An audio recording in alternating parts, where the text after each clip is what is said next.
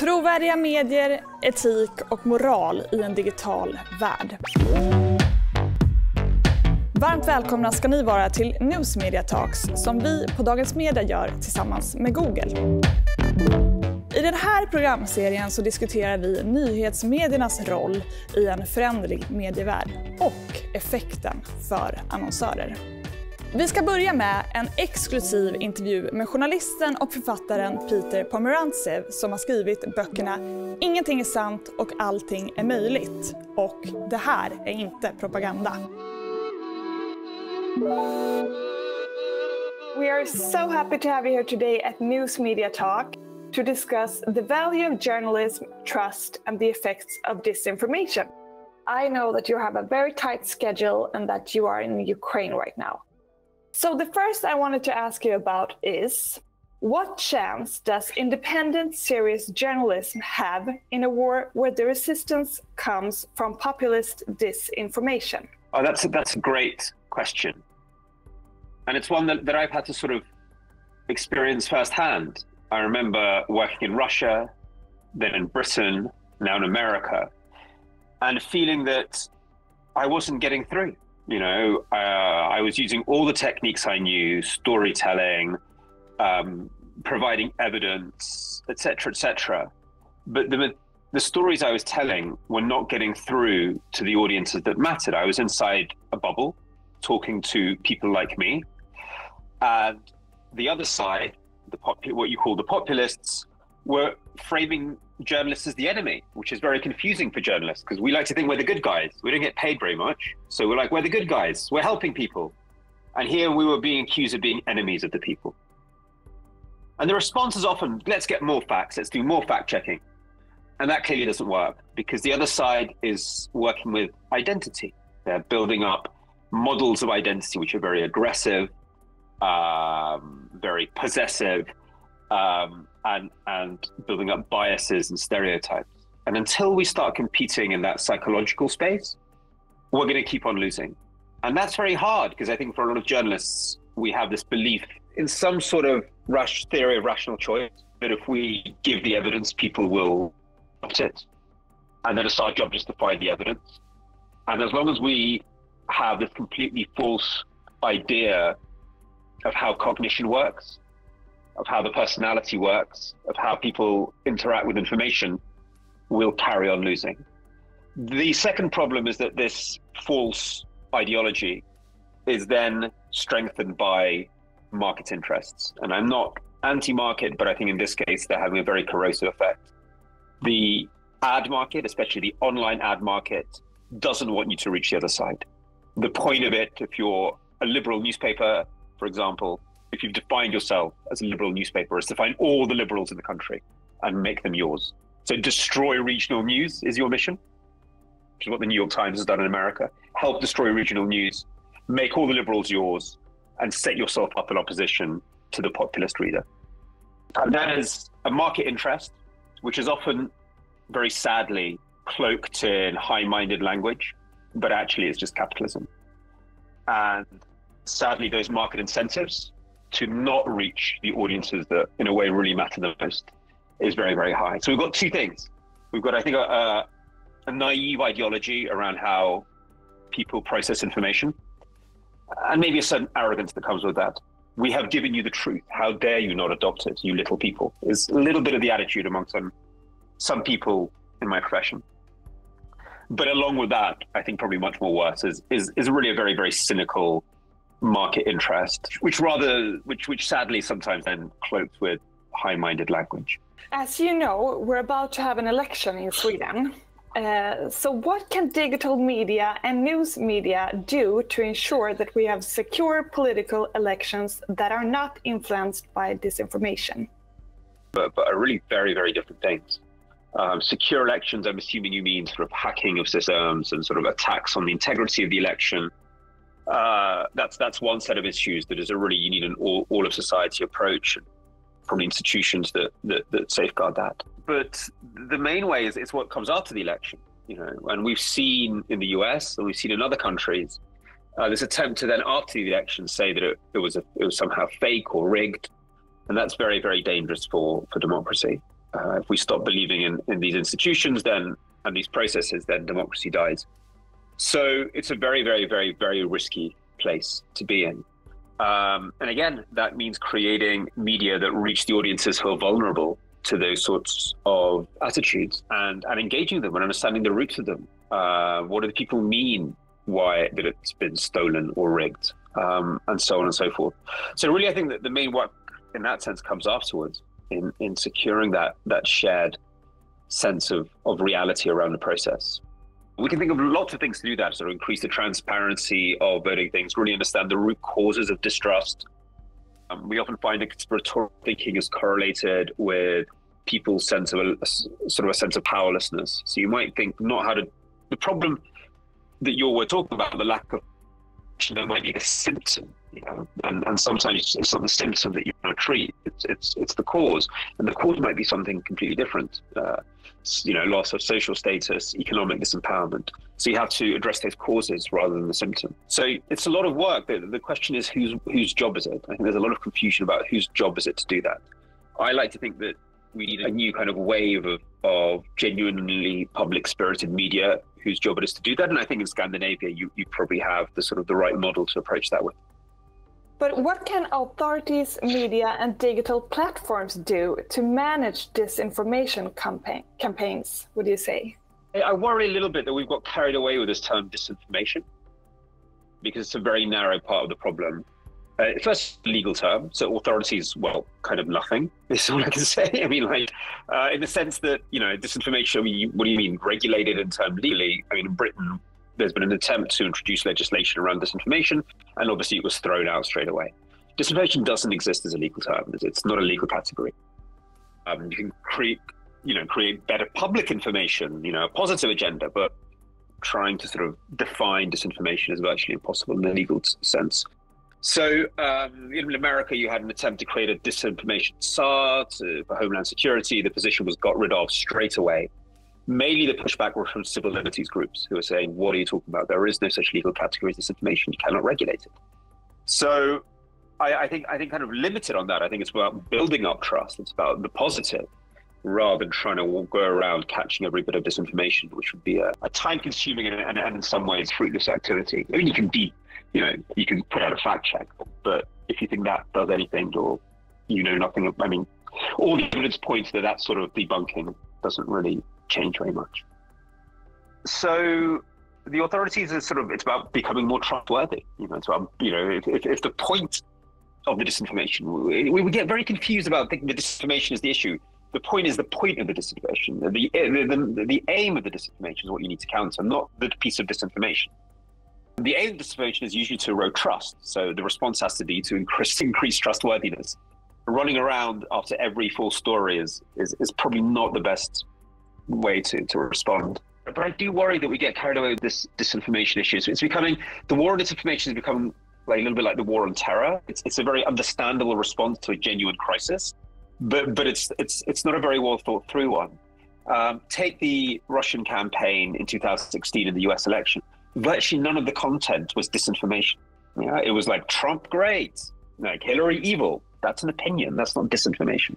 So it's easy when it's disinformation. When it's a blatant lie, then it's easy to get your head around that. The problem is much, much more deep-seated identities and narratives that are seeded for many, many, many years. And dealing with them, it's not just like, aha, we caught you lying. These are whole worldviews that have been developed. These are worldviews pushed by powerful actors. So you really have to look at these things a little bit deeper. And I think disinformation has always become, especially for tech platforms, has always become like the easy thing that we can all target. Aha, it's the evil disinformation. There's some evidence that shows or that suggests that the tech platforms actually encourage a form of deeply, deeply aggressive identities that make any kind of public discourse and therefore democracy impossible. So the jury is out about how much they contribute to that process, because clearly it's happening in many ways. But, in the technical language, the term is extremism, by which I mean you dehumanize the other side. Yeah, it's not about being on the fringe. It's about an ideology that dehumanizes the other side. And there is some evidence that maybe tech platforms can help that process. So that's what has to be looked at. You know, the much, much deeper structural disintegration of the public sphere, the increasing difficulty and indeed impossibility of having the sort of public discourse that's necessary for democracy to function. I think we're looking for like a bogeyman with this word disinformation, when actually we're facing a much deeper crisis. What happens to that democratic conversation, would you say, when only a few has access to the quality journalism? Yeah, I mean, it's not good, is it? There is this sort of problem of a kind of tiered system appearing. So we have to think about that supply side issue is very important, to make sure that there's good information out there. But the demand side is just as important, understanding why would people find it. Even if we make it available, people might still avoid it. So definitely without a supply side, there's nothing to say, there's nothing we can talk about. But I don't think that'll solve it. I think the demand side is just as important, if not more important. So we have to start working with that. Peter, you think that we should take more actions against disinformation. How do you mean? I mean, I think we need sort of 3 layers of action. But again, I'd like to say that I wouldn't over-focus on this term disinformation. It's really one tiny part of a really deep problem, and in many ways the easiest part, and in some ways a distraction, without denying that it is, of course, also an issue. But I wouldn't put it just about disinformation. I think it's much more than that. Look, there's action you need on 3 levels. There is a regulatory level. The regulatory level is just about sort of building transparency in the information ecosystem.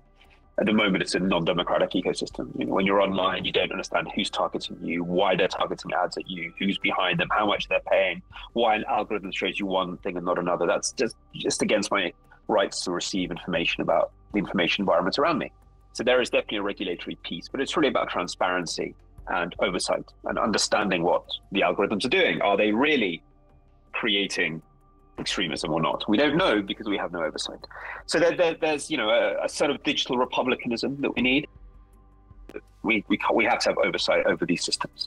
That's the regulatory piece. There is a design piece, which I think is very important. We need to design online environments, especially, which are conducive to strengthening democratic debate.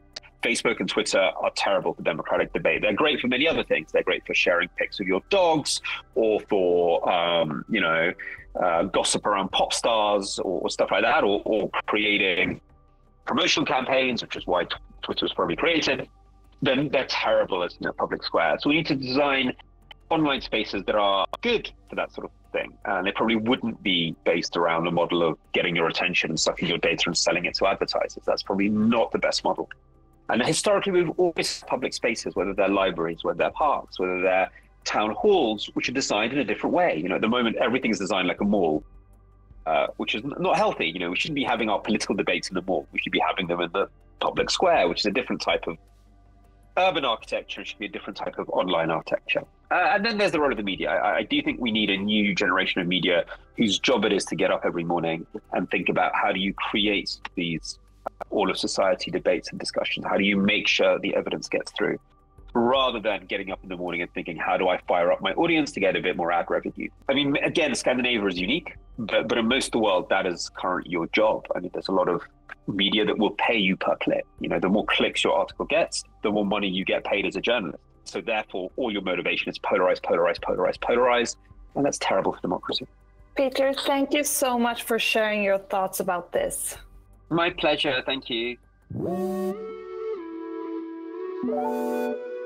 Nu med det svenska valet runt hörnet så ska vi diskutera uppkomsten och spridningen av falska nyheter.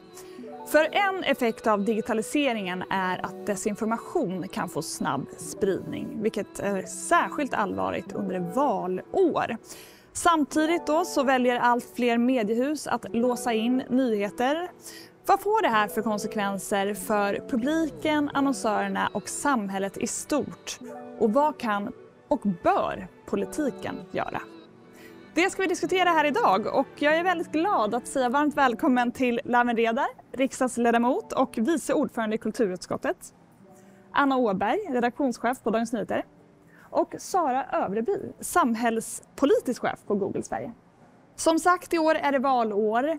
Vad tänker ni? Behöver mediehusen tänka annorlunda då? Alltså ökar ansvaret att nå fler eller kan man fortsätta med sina hårda betalväggar? Jag börjar med dig, Anna. Ja, men vi tycker ju att vi behöver tänka lite annorlunda. Vi har gjort på olika sätt olika år. Det är inte bara valår, det kan vara andra stora nyhetshändelser eller kriser där vi har känt att vi har ett särskilt ansvar med den roll som vi har i samhället att så många som möjligt ska kunna ta del av information. Det vi gör nu som vi också gjorde förra valet och sen har gjort några fler gånger under andra kriser då, som har varit till exempel pandemin, det är att vi erbjuder alla som vill en gratis prenumeration. När vi har öppnat upp sajten så har det varit ett beslut som har handlat om att vi vill nå ut och att vi har känt att vi har ett ansvar och att vi behöver hantera det på ett annat sätt idag när vi har betalväggar än vad vi gjorde då före betalväggens tid, om man säger, för vår del. Sen så har det visat sig att det här då ideella beslutet, om man så vill, går hand i hand med det kommersiella. Så det som har hänt då är att vi har nått grupper som vi tidigare inte har nått och en ganska stor del av dem har valt att stanna kvar som läsare. Och det är ju såklart har varit väldigt positivt för oss. Vad säger ni? Är det en rätt eller hur ska mediehusen tänka här? Det är lite känsligt för mig att kommentera hur mediehusen precis ska tänka, men jag tänker så att det politiska ansvaret i det här, det är ju både att förstå vilka utmaningar vårt land står inför. Nu pratade vi precis här om valrörelsen och hur angeläget det blir att befolkningen nås av rätt information. Men i det digitala landskapet så ser vi också att det finns andra delar. Det är inte bara valrörelse utan Sverige genomgår nu en NATO-ansökningsprocess och vi ser också att den kommande tiden kommer att innebära att Sverige blir ordförandeland i EU efter januari. Det är en tid också där vi har ett krig mitt i Europa. Det finns både från regimer, antidemokratiska regimer, en vilja att åstadkomma mer polarisering i samhället. Finns ett intresse av att försvaga tilliten till både medieaktörer men myndigheter och regeringen i det längsta. Så här behöver man vara väldigt vaksam. Och vad ska politiken göra då? Jag tror att vårt absolut viktigaste jobb är att garantera att det råder en mediemångfald i Sverige. Att information når medborgarna genom en sån mediemångfald. Vi behöver titta på tillitsfrågorna och vi behöver understödja publicister att ha en insikt kring hur den här typen av desinformation och dold propaganda också når Sverige. Mm. Sara, vad tänker du om det här med mediehusens strategier, särskilt då i valår?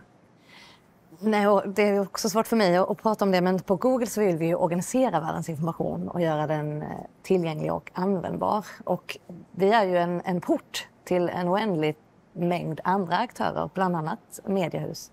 Och vi är ju såklart beroende av att det ska finnas relevant och kvalitativt innehåll när man söker på Google. Så att medier och andra aktörer som bidrar till en pluralism av information och nyheter är ju också en viktig del där vi alla liksom spelar lite olika roller i ett informationslandskap som det ser ut idag. Men om man tänker just kring mediehusen speciellt så har vi ju utöver den här relationen att man kommer till mediehus via Google Sök, att vi skickar väldigt många användare över hela världen till nyhetsmedier varje dag, så arbetar vi också med publicister i Sverige och andra länder för att just stärka journalistiken. Vi bidrar med både tekniska lösningar för annonsering, vi bidrar med pengar rent konkret och också olika samarbeten för att stärka och förbättra möjligheterna för mediehus i en digital tid, kan man väl säga. Mm. Men när det då gäller spridningen av falska nyheter, då ligger det ju i din roll faktiskt att se till så att inte YouTube och Google missbrukas. Vad innebär det? Hur jobbar du för det? Nej, alltså som jag säger så varje dag vänder sig svenskar till Google och till YouTube och internet i stort för att leta information, hitta svar på frågor.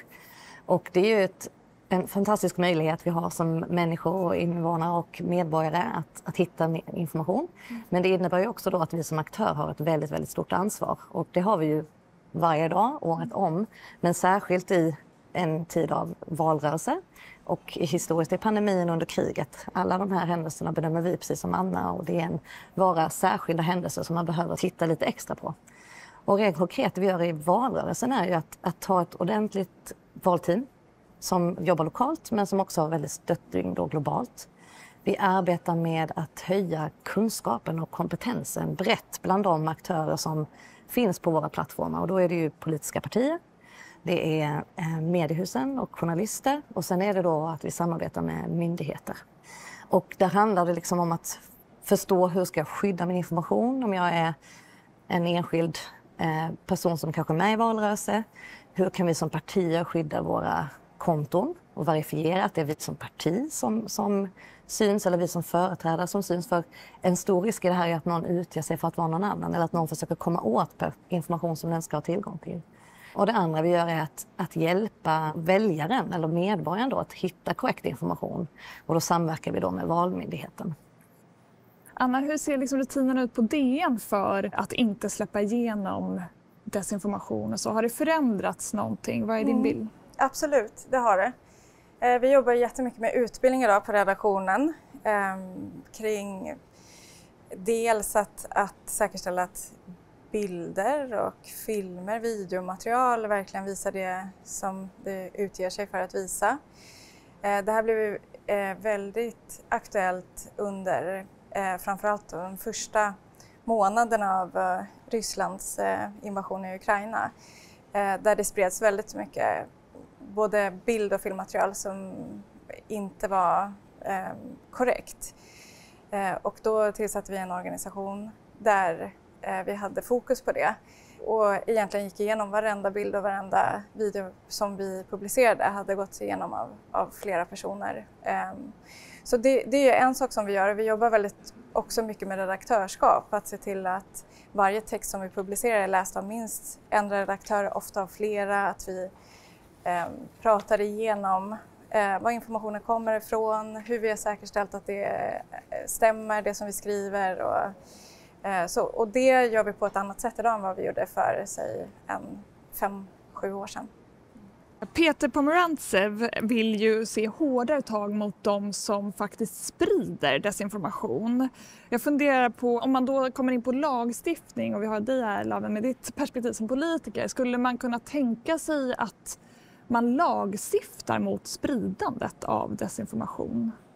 Hur ser du på det? För att undvika att det ens liksom når Anna och hennes redaktion. Jag kan förstå att många känner så. Inte minst med anledning av Rysslands invasionskrig i Ukraina och att vi befinner oss i fullständigt olika verkligheter där de allra flesta länderna i Europa har liksom saklig information, vet exakt vad det är som pågår i Ukraina. Vi har över 2000 utrikeskorrespondenter som bevakar kriget medan man i Ryssland knappt har någon information. Nu har vi dessutom följt ryska dumans lagstiftning efter 4 mars där man riskerar upp till fängelsestraff om man överhuvudtaget påtalar att det sker ett krig. Så det är 2 helt olika verkligheter att förhålla sig till och jag kan verkligen förstå att många vill se krafttag mot desinformation och att det ändå ska komma in information till Ryssland i det här läget som är. Jag ser också att svenska mediehus gör helt enastående insatser genom att översätta sina artiklar. Dagens Nyheter har gjort det bland annat. Jag följer flera mediehus som försöker agera i det här för att om man nu skulle nå fram till hemsidorna så finns det information om vad det är som pågår. Men som lagstiftare så har vi en skyldighet att bevaka vår yttrandefrihet och tryckfrihet. Det har hänt under de här senaste åren med anledning av den radikalisering och den spridning som blev av terroristorganisationer via sociala medieplattformar och så vidare för att locka till sig människor. Att man ville med kraft liksom reglera plattformarna här och för att bekämpa terrorismen. Det var framförallt 2014-2015 kommer jag ihåg. Jag tror att den absolut mest framkomliga vägen är att ändå stå fast vid att det är yttrandefriheten som gäller, att vi inte ska genomföra lagstiftning mot spridning av desinformation. Det kan komma att bli en ohållbar politisk utveckling som gör att man ändå behöver komma in här och fundera vad vi ska göra. Jag tycker ändå att politikens främsta uppgift trots allt måste vara att stå upp för yttrandefriheten och det inbegriper också att allting som man säger inte inbegriper faktaenlig grund. Men det finns ju också gränser i yttrandefriheten och inom tryckfriheten givetvis. Men de här frågorna kommer till sin spets särskilt nu. Och att hantera det menar jag är det bästa sättet politiken kan bistå sanningsenlig information. Det är ju att vi garanterar att det råder en mediemångfald, i vart fall i Sverige. Och att vi ger stöd till de redaktioner som gör en särskild insats för att också försöka nå fram i det i den situationen som är just nu. Men med tanke på då att det ändå pågår liksom desinformation och påverkanskampanjer, oroar det er att allt fler kvalitetsmedier väljer att ha en ganska hård betalvägg? Att tillgängligheten liksom för allmänheten minskar till den faktabaserade journalistiken? Ja, men det är ju därför vi har stödsystem som ger stöd till tidningar. Och vi har precis haft en utredning som också har tittat på hur det här stödsystemet ska förbättras. Med anledning av annonsintäktsmarknaden och den nästintill monopolisering som har skett där, så behöver vi också garantera att vi har mediebevakning i stora delar av landet. Vi ser att vi har stora områden där det saknas lokal mediebevakning. Man granskar knappt besluten som tas i våra 290 kommuner. Det är en jätteutmaning. Men där tror jag att vi under en tid från politiskt håll måste stötta upp tidningarna, redaktionerna, de digitala plattformarna för att kunna bedriva arbete. Och sen har vi några mediehus som faktiskt klarar sig och hittat nya modeller för hur man ska kunna bedriva sin verksamhet. Så det här är ju mer en fråga som gäller den nya annonsintäktsmarknadens utveckling. Och där ser vi också att Europakonventionen har vidtagit åtgärder och att vi ser också att man vill hitta möjligheter för att få ökat ekonomiskt stöd till mediehusen i hela EU.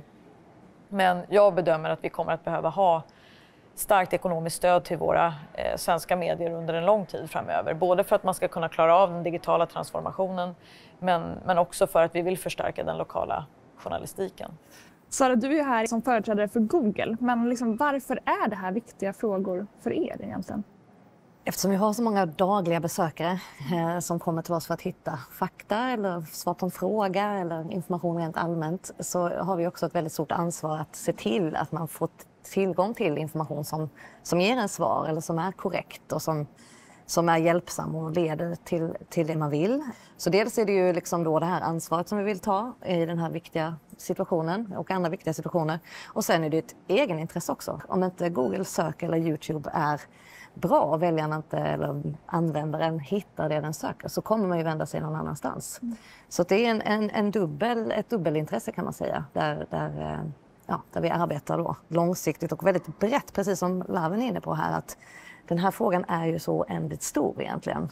Och det handlar om, inte bara om den information som man får sig serverad eller får ta till sig på olika ställen, utan också hur ser man på den informationen och vad har man för kunskap och kompetens att värdera den. Så i tillägg till det vi gör liksom rent praktiskt varje dag liksom med sökresultaten och i rekommendationerna, att se till att det inte sprider falsk information eller att vi håller koll på vilket innehåll vi har så vi tar bort olagligt innehåll, så arbetar vi också liksom med andra aktörer för att stärka kunskapen och medie- och informationskunskapen. Så bland annat så jobbar vi med Mobile Stories i utsatta områden i Sverige för att engagera unga att både lära sig att faktagranska och förstå vad man ser, men också att bli en aktör. Att våga ringa beslutsfattare, att skriva en liten tidning, en digital tidning kan man säga. Att lära sig kolla den lägre copyrighten på det här egentligen.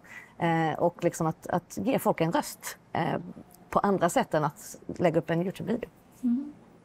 Hörrni, tiden börjar rinna ut, men jag tänker till sist då, om vi sitter här igen inför nästa valrörelse, kommer vi fortsatt att behöva diskutera de här frågorna om liksom desinformation och påverkan och försök? Eller hur tror ni att liksom utvecklingen kommer att gå här? Vad tror du, Laven? Svår fråga, men jag tror så här. Med anledning av att Sverige kommer att bli ett NATO-land, en större aktör internationellt, så kommer vi också vara måltavla för mycket desinformation, måltavla för dold propaganda. Men jag hoppas att vi om 4 år befinner oss i ett läge där kunskaperna om detta har ökat i samhället genom politiska insatser riktade till barn och unga som här påtalas. Jag tror att också mediebranschen tar verkligen ett stort ansvar för att liksom fördjupa sina kunskaper och sprida saklig information. Så att det kommer att arbetas på många olika håll för att öka kunskapen hos befolkningen om desinformation och dold propaganda. Anna, vad tror du? Hur mycket tid och resurser kommer ni behöva lägga på det här framåt? Jag tror att det kommer öka. Tyvärr då så är det både resurskrävande och kostsamt för en redaktion att jobba med att säkerställa information på ett helt annat sätt än vad vi gjorde för 10 år sedan.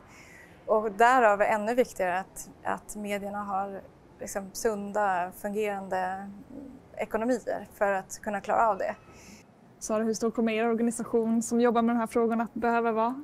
Den har ju växt år för år, så jag håller nog med både Anna och Laven här i att tyvärr är det här en fråga som vi aldrig blir klara med. Vi kommer fortsätta behöva arbeta med den, och jag är ju normalt sett en väldigt teknikoptimistisk person och tror att mycket teknik kan vara liksom en viktig komponent i att lösa många utmaningar. Men där händer ju också saker som kommer kunna missbrukas tyvärr.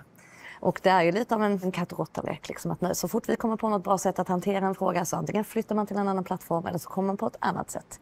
Och där blir det som Anna är inne på att hänga med. Man får lägga mer resurser på att hantera frågan. Men med det sagt så är ju de möjligheterna som det digitala erbjuder också fantastiska. Så det gäller någonstans att vi håller ihop och bevarar det, men hanterar verkligen stenhårt de utmaningar som finns längs med vägen. Mm. Vet ni vad, det får bli slutorden. Så jag vill säga stort tack Sara, Anna, Laven för att ni kom hit idag och tog er tid att diskutera de här väldigt viktiga frågorna.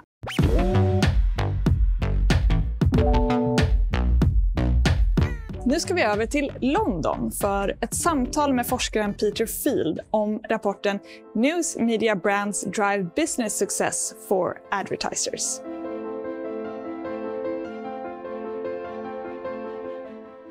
Why should a brand invest in news media? Well, one of the big issues that I've identified in my presentation is the growing challenge for brands to strengthen themselves, to build back after more than a decade, really, of weakening brands. And there's a lot of very, very challenging issues that brands are facing at the moment. So any medium that gives brand owners a powerful route to brand building has got to be good news. And what comes out of this study, and as I made clear in the presentation, what comes out of this study is a strengthening story that news media have in terms of their ability to help brand owners strengthen their brands. There is something very, very particular about a news media that can help them strengthen their brands. It's connected to lots of issues, to the primacy, growing importance of reliable, trustworthy news. So the environment in which the advertising sits is good for brands. But also there is an authority, we've always known this, that comes with the news environment that actually of itself helps brands achieve the kinds of qualities that they want. And I think perhaps the most important of those, in a nutshell, is trust. That is the one thing in this study, I think, that really leaps out. And it's a big issue for more and more brands. How do I get consumers to trust me? And what we've seen is that this is a medium that inherently conveys trust, which is a great, great asset. So it's a great scorecard, really, for news media. I mean, news media have suffered enormously over the last 10 or 15 years in terms of advertising revenue. And obviously, my data says that that's completely unjustified. So we can't look for a rational reason for why that should be. The media have remained powerful and persuasive media for advertisers. It's a fashion thing. Fashion is a big thing in marketing. And I think eyes were turned to the sexy, hot new toys, social media, the new digital tools. And it took news media a while, obviously, to develop their own response to that. Increasingly, they are now able to offer many of the digital techniques that others were able to offer so much earlier. So there was a technology gap which they fell into, but also a fashion gap. People were looking for what was an easier buy, more sexy, more trendy media. So as always, what happened is not necessarily been led by objective, evidence-based thinking, really. No, of course. What about so news can be tricky sometimes. It's authoritative and critical, but as the events that are happening in Europe at the moment can show, it can be a very negative context. Any thoughts around that? Yes, I mean, these are clearly very challenging news times, and there's lots of very gruesome news coverage going on at the moment. I think sometimes brands are rightly concerned about the environment in which they find themselves, and sometimes wrongly concerned. Now, there's been a lot of concern in recent years about toxic environments for brands being seen alongside the wrong kinds of content, the wrong kinds of digital places. And that I fully understand, and I think it is right for brands to say, no, we shouldn't be there. When it comes to news, I think one obviously has to be sensitive to this, but I think, what is important to an advertiser is that the medium in which they are has big reach. And of course, in times of world strife, which we certainly have at the moment, news tends to pick up bigger audiences. So I think so long as your advertising is sensitive to that, and I would also say that I think some brands and some advertisers are doing their bit to be constructive in this situation. I mean, let's not get into the debate of brand purpose, but there are some brands that are doing great things to help the poor people affected by this conflict. So I think that gives them the right, anyway, to advertise in those kinds of environments. So I wouldn't, if I was a brand, I wouldn't shy away from being associated with tough news content. But I would look to trying to be a responsible world citizen in all of that. Yes. So we touch on that period where it was, I suppose, less fashionable maybe, and advertising was taken away from news media. And so we see a trend that publishers are also focusing on reader revenue initiatives.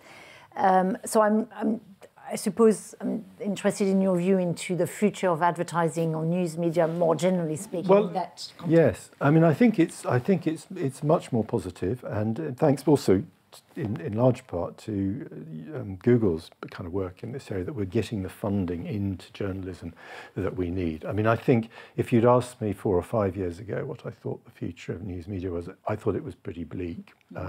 We saw a spiral of decline, and I think that is again part of the problem that news media were facing. 5 or 6 years ago, there was a crisis of confidence. The funding was going out of journalism, and there was a worry that the audiences would abandon it. I think we're beginning to put that right now. There's still a lot more work that needs to be done, a lot more funding that needs to go back into it. But I think we all know now, governments, the people of the countries of the West know that reliable, truthful news is an absolute vital element of successful democracy, and it's one important thing that sets us apart from more authoritarian countries in the world. So I think there is now a new determination to defend a free press and to fund a free press, and of course you need both of those things. So I think it's much more optimistic. I'm much more optimistic about it. I think we will see a real bounce back in news media. Usually digitally served, of course. I mean, there will be a future for print, but I think it's going to continue to be replaced by digital, of course. But I see quite a healthy future for it. The advertising revenues, I think, will increasingly come back because the effectiveness story is strong, as long as the funding is going in from various sources. There is an election coming up in Sweden, and so I was just wondering whether you had a view on how, the impact of investing in news brand during election time. At important times in the news line of a country, then there does tend to be heightened interest in news. Audiences tend to rise, and the authority of those news media tends to rise. So I would say during an election time, it is a good time to be advertising. Clearly, there is always issues of context. It depends on your brand. It depends on your backstory. So there may be some brands that may have reason to be more cautious. But generally speaking, the more high-profile news there is out there, the more reason there is to advertise. Ja, vi går raskt vidare i programmet. För vad är egentligen värdet av att annonsera i nyhetsmedia? Och vilken roll kommer reklamfinansierad nyhetsmedia att få framåt? Och går det att hitta en balans mellan annonsintäkter och användarintäkter?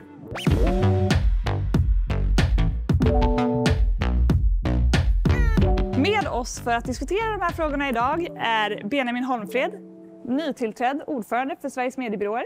Välkommen. Tack. Hanna Riberdahl, vd på Sveriges annonsörer. Och Johan Taubert, vd för Tidningsutgivarna. Vi har ju fått lyssna på Peter Field som framhåller den positiva effekten av att annonsera i nyhetsmedia. Men vad tycker ni? Vad är det stora värdet av att annonsera där?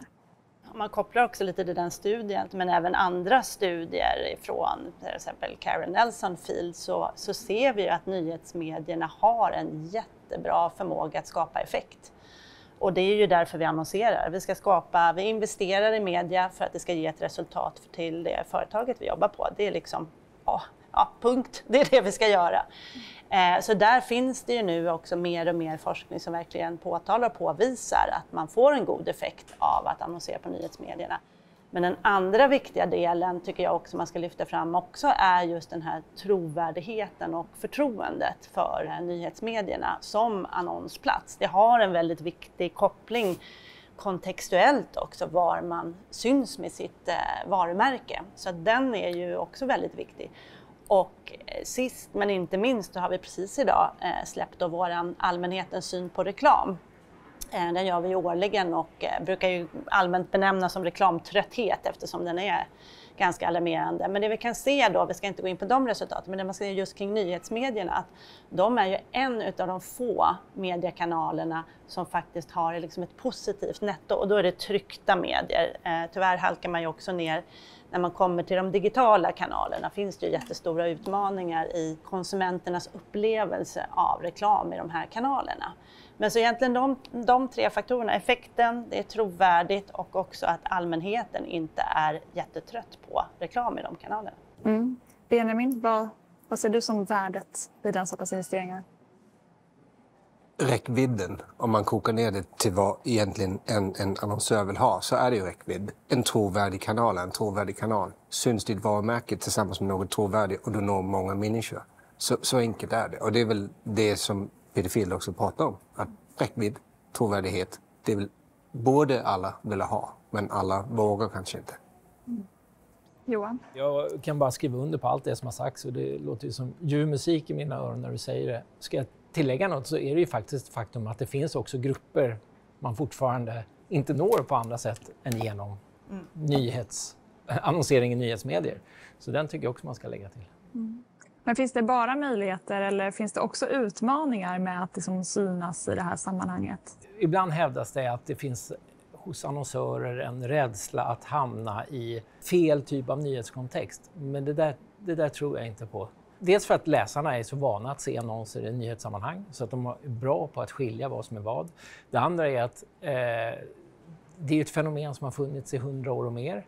Och det tredje är att risken för att hamna i fel sammanhang, då finns det andra annonsformer där den risken är så mycket större, som till exempel programmatisk annonsering. Vad säger ni? Har ni mött den här rädslan? Det beror ju på hur man definierar utmaningen. Det är klart att det är viktigt att skilja på liksom brand safety och brand suitability i det här sammanhanget. Liksom rädslan för att hamna i ett negativt innehåll. Jag tror egentligen inte att den är så stor för man förstår hur det fungerar. Det är klart att liksom skulle det hamna med den här klassiska SAS-annons blev ett plan som har kraschat. Ja, men det är ju så ovanligt att det händer. Jag tror att allmänheten eller konsumenten har ganska stor förmåga att skilja på reklam och det som är nyheter. Sen finns det liksom andra utmaningar men det handlar mer om hur synen på nyhetsmediet som annonsplats, liksom, hur ser annonsmiljön ut i stort? Liksom det här med mängden reklam till exempel i de digitala kanalerna. Kunskapen om hur man investerar. Det är jättesvårt att köpa media idag. Det är jättesvårt att vara en duktig medieköpare. Därför vi använder så mycket olika begrepp för olika medier. Vi har gjort det jättesvårt för oss som köper media. Därför behöver mediebyråer också såklart. Men det gör det väldigt komplext och det gör också att det är svårt att se effekten. Men du säger att vi har gjort det svårt. Så vad kan branschen göra då för att underlätta för de som ändå faktiskt vill? Det som verkligen är, och vi har ju nu sedan 2 år tillbaka drivit Cross Media Measurement-initiativet. Vi lanserade i december en ny standard för hur vi definierar de olika stegen i medieköpet. Nu gäller det ju att vi börjar att tillämpa det. Vi kommer nu 2 veckor så kommer det ut då en certifiering i Cross Media Measurement till våra medlemmar. Vi tror jätteviktigt att vi måste höja kunskapsnivån så att vi blir bättre köpare tillsammans med mediebyråerna. Att vi har liksom en gemensam karta vad det är vad. Men sen måste vi ju utveckla mätningarna utav medier. Vi måste få en transparens, det måste tredjepartsverifieras. Men börja liksom med begreppen, att de är gemensamma. Sen får vi titta på hur förflyttar vi liksom impressions till personräckvidd och så att det blir ordning och reda. Benjamin, vad tänker du om det? Det här med rädslan, det jag har blivit exponerad för, det är att många svenska varumärken är inte rädda. Kanske de väljer vilken nyhetskanal det är och under vissa perioder. Det är väldigt många internationella varumärken som har en rädsla för att synas i nyhetsmedia. Och det är för att de har blivit brända i andra sammanhang. Som du nämnde SAS och Crashplan. Det är en på miljonen som det skulle hända för. Men de internationella varumärken är mer brända än de svenska. Och de svenska är ofta modiga och har ett förnuft som de förstår också värdet av en nyhetskanal. Och det är nästan, för vissa marknadschefer blir det en demokratisk fråga. Jag måste finansiera nyhetsmedia för att ha råd med grävande journalistik, etc. Plus jag får räckvidd, plus jag får effekt av min annonsering. Johan, vd för TU är ju du. Hur skulle du säga att liksom, diskussionen bland dina medlemmar går när det gäller liksom, vilken roll reklamfinansierade nyhetsmedier kommer att få framöver? Ja, men ser man över tid, 10 år tillbaka och mer, så har ju den totala annonsintäkten minskat kontinuerligt skulle jag säga, även om det ökar senaste 4-5 kvartalen kanske, vilket bara är en rekyl på pandemin. Men alla idag ser ju att förut var det väl 70-30 fördelningen till annonsfördelningen jämfört med läsarintäkter. Vi är nu nästan i ett läge där det är precis tvärtom.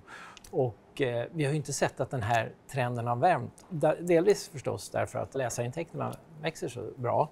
Men när det kommer studier, Fields är ju en, men det finns ju flera exempel på just att det finns i alla fall tendenser i USA att marknadschefer och andra börjar svänga och se värdet av att finnas traditionella medier. I Kanada har man gjort ett upprop bland annonsörer att, och just som du säger, av demokratiska skäl och att säkerställa att nyhetsmedier finns kvar så ska vi också finnas där. Alltså alla sådana så är det såklart att alla intäktsansvariga i Sverige girigt slickar i sig. Mm. Men precis som ni är inne på så forskningen visar ju att säljargumenten finns där. Varför har liksom mediehusen en läxa att göra här att man inte har förstått sitt eget värde eller liksom lyckats övertyga annonsörerna om att det finns faktiskt goda skäl att synas hos oss? Alltså, jag har väldigt svårt att recensera säljarnas förmåga. Men som jag sa, de senaste 5 kvartalen har annonsintäkterna ökat. Jag kan ju flika in lite där då, som ju har mött mediasäljare i olika sammanhang, och säkert du också. Det är min upplevelse under ganska lång period, men när digitaliseringen verkligen tog fart i marknadsföringen så lite grann försvann närvaron ifrån nyhetsmediernas delar och det var då andra som kom in och tog plats vid bordet på ett helt annat sätt. Så det blev lite längre ifrån istället för att liksom försöka vara på kanske lite lagom då självklart. Sen har vi demokratiska ansvaret och grund och botten. Så ska man vara så här lite krass, tror jag har fått den här frågan så många gånger, så att även när jag satt som marknadschef har vi ett ansvar för annonsintäkt för medierna då och att det ska kunna finnas. Det korta svaret är egentligen nej. Om man ska titta på pappret om vår uppgift. Vi sitter för att bidra med ett resultat till ett kommersiellt företag med en påse pengar. Men sen finns det ju en vidare fråga i det här med liksom hur ser samhället ut, vad kan vi vara med och påverka? Och då tror jag att det är viktigt att det hänger ihop liksom den demokratiska aspekten med effekten, med trovärdigheten. Så att man behöver hitta hela den här balansen i de här delarna. Så att jag tror att det är liksom, och sen finns det en jättestor barriär internt. Tittar man på den studien vi gjorde på företagsledare för förra sommaren, som Niklas Bondesson hjälpte oss att göra. När vi frågar dem, vilka ser ni som de viktigaste kanalerna för att bygga starka varumärken? Det är lite skrämmande läsning faktiskt att titta på, för det är liksom word of mouth kommer som nummer 1 och sen kommer social media som 2 och sen kommer sök och event och mässor. Väldigt långt ner kommer då traditionella medier, inklusive nyhetsmedier. Så man möter ju också ett motstånd internt när man kommer också upp och ska presentera sina investeringar till företagsledningar, förklara. Det är liksom, då ska vi annonsera i nyhetsmedier, typ var inte det ute? Så att det är också den här kunskapslyftet. Men det är också det Fields säger. Ja, precis. Att det har varit trendigt. Man har velat finnas i de här nya miljöerna. Absolut. Och jag tror att det är som du säger, marknadschefer har haft svårt. Jättesvårt. Alltså så utmanad och ifrågasatt som man blir då, gärna om man då inte är digital native ålder eller då lite äldre. Då är det så här, men du är ju ute och helt mossig och har inte fattat någonting. Men grunderna i hur vi jobbar med marknadskommunikation, marknadsföring, hur vi påverkar konsumentens beteende, de är detsamma. Det är kanalerna som ändras och det är ju liksom där vi får inte glömma det som är grunden till hur vi kan påverka. Men det finns ju en historik som också påverkar att när digitaliseringen eller transformationen i beteendet i samhället ägde rum, då var nyhetsmedierna, de halkade ju efter lite. Det kom stora amerikanska företag som körde om, som hade alla de här orden du pratade om och förkortningar som ingen fattar någonting av då. Och då fanns det kanske en säljkår eller ett säljande argumentation som inte helt var modernt och inte relevant och inte sexigt. Men de är ju i kapp nu. Men historiken som finns där kanske finns ute hos marknadscheferna och köparna, att de inte helt är med på hur långt framme faktiskt nyhetsmedierna är med räckvidd, teknik och kompetens. Och att allting finns där du vill ha egentligen. Men sen det finns en liten annan utmaning också. Tittar man på hur marknadsavdelningarna ser ut idag så har ju andelen generalister som är liksom, kan hela marknadsföringsspektrat, de har ju minskat och det är ju väldigt mycket specialister och inom digitala specialister. Så den allmänna kunskapen om media och mediamix och hela den biten har ju lite grann också blivit skev på marknadsavdelningar beroende på hur vi har strukturerat. Hur vi jobbar och vad vi har för resurser på plats. Och det är ytterligare än den här just, tror jag, kunskapen i medier och medieköp.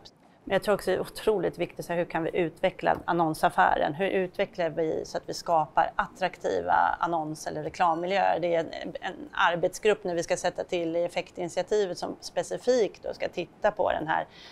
För att kunna skapa effekt så krävs det ju självklart bättre kreativitet men också bättre reklammiljö, annonsmiljö. Det får liksom, vi får ju liksom inte... Vi måste ju ta ett ansvar gemensamt och framförallt också med det, hur ser min miljö ut som jag faktiskt också erbjuder. Hörrni, jag skulle vilja hoppa tillbaka lite. Vi har pratat om Peter Fields forskning och om att det faktiskt är liksom, det ger en positiv effekt att synas i nyhetsmedier. Han har ju också tittat på hur det här fungerar i samband med val och vi har ju ett stundande val här i Sverige. Även här är det faktiskt positivt att fortsätta annonsera och synas i nyhetskontexten. Och där är det ju många företag som blir lite rädda, just pausar sin annonsering i samband med val. Vad tänker ni om det? Är det något som överraskar er, att det faktiskt är positivt även i den kontexten så att säga? Vad tänker du, Benjamin? Det är en ökad räckvidd. Det är människor du kanske inte når vanligtvis som du kommer åt i nyhetsmedia där. Så jag ser det bara som möjligheter för alla annonsörer. Sen kan jag personligen tycka att lite relevans eller något syfte ifrån annonsörens sida kanske borde finnas när man annonserar i samband med val. Så att det finns trovärdighet även från annonsörens sida. Så det inte blir fel som ett spelbolag som syns i samband med en valdebatt. De har inte kanske något med varandra att göra i det sammanhanget. Nej, jag ser det som en positiv sak. Ökad räckvidd. Man kan ju också se att just den här valkampanjen har ju typ varit den smutsigaste ever. Väldigt hårt, väldigt populistiskt, och jag tror att det finns, man börjar se mer och mer också en utmattning hos mottagarna för den här typen utav oss väljare, för den här, utan att gå igång på det. Men det är ju också där någonstans det har liksom, just den här valkampanjen kan jag tycka är rätt liksom förskräcklig på det sättet av hur det har liksom den delen. Och det kan nog tyvärr då spä på den här uppfattningen av att här är det nog inte lämpligt att synas. Så att det finns ju en risk beroende på hur valkampanjerna bedrivs också. På vilken nivå det ligger på. Just nu är ju nivån klart under det här bordet. Mm. Johan, vill du tillägga något? Jag blev inte förvånad när Fields sa så. Däremot blev jag förvånad för jag har liksom aldrig tidigare hört att annonsörer skulle vara mer restriktiva att annonsera under valtid. Det är ju tvärtom som du säger att räckvidden ökar, nyhetskonsumtionen ökar, intresset ökar. Så det må stämma i andra länder, andra kontexter, men i Sverige så tror jag inte det där är riktigt applicerbart. Det får bli slutorden faktiskt. Så jag vill säga stort tack. Tack till Benjamin, tack till Hanna, tack till Johan för att ni ville komma hit idag. Tack. Tack. Och med det är News Media Talks slut. Och jag vill därför säga stort tack. Tack till dig som har tittat och tack till alla er som har medverkat.